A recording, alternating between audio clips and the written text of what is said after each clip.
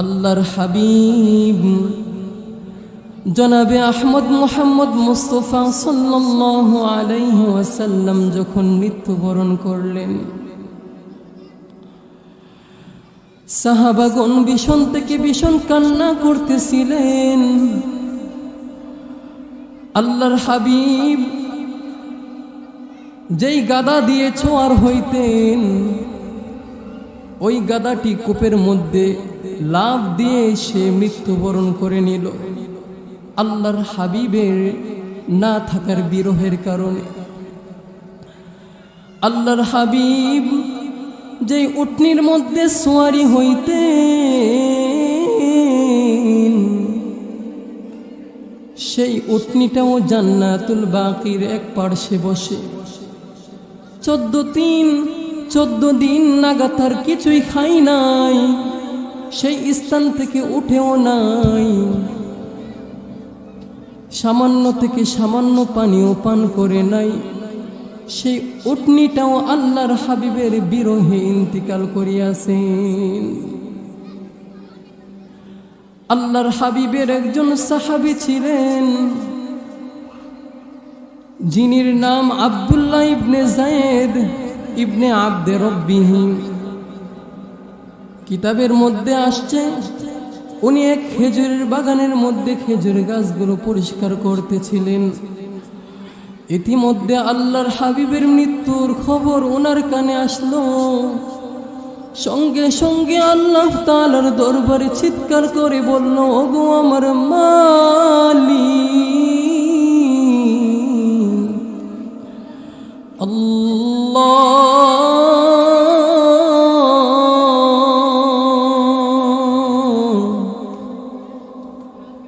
যেই নবীকে আমার চোখ দেখেছে,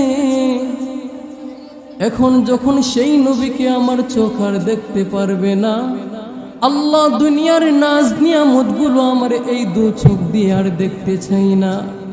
আয় আল্লাহ, আপনি আমাকে অন্ধ বানিয়ে দেন। তারপর বলল, ওগো আল্লাহ, যেই কান দিয়ে নবী করিম সাল্লাল্লাহু আলাইহি ওয়াসাল্লামের কথা শুনেছি, ওনার কণ্ঠের আওয়াজ শুনেছি, আর তো সেই কান দিয়ে নবী করিম সাল্লাল্লাহু আলাইহি ওয়াসাল্লামের কথাও শুনতে পারবো না, কণ্ঠের আওয়াজও শুনতে পারবো না। আল্লাহ, আপনি আমার কানের শ্রবণ শক্তি আপনি কমিয়ে দেন, বন্ধ করে দেন। ওগো আল্লাহর হাবিব,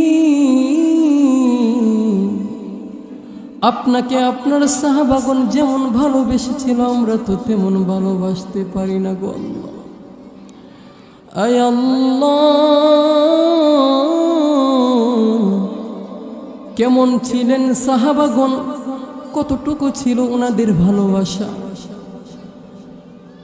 বুখারী শরীফের গ্রন্থের মধ্যে আছে, ওই আব্দুল্লাহ ইবনে যায়েদ ইবনে আব্দে রব্বিহি, তিনি যতদিন দুনিয়ার মধ্যে ছিলেন, আল্লাহর হাবিবের মৃত্যুবরণ হওয়ার পর উনি ওনার কান দিয়ে কোনো কিছুই শুনতেন না, উনি ওনার চোখ দিয়ে কোনো কিছু দেখতেন না, উনি অন্ধ হয়ে গেছেন, উনি বধির হয়ে গেছেন।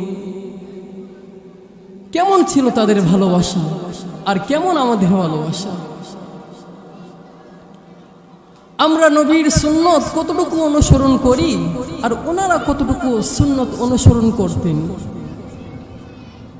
আল্লাহর হাবিবকে একজন মুমিন অনেক ভালোবেসেছিলেন।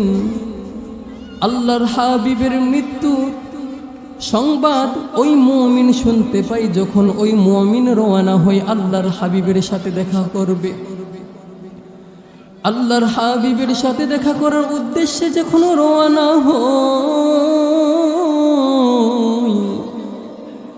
নবী করিম সাল্লাল্লাহু আলাইহি ওয়াসাল্লাম ওনার রওজা মুবারকে যখন গেলেন, তখন তিনি চিৎকার করে বললেন, যখন শুনতে পারলেন আল্লাহর হাবিব আর দুনিয়াতে নেই, সেই মুমিন ব্যক্তি এমন ভাবে চিৎকার করলো আর বলল, গো আল্লাহ,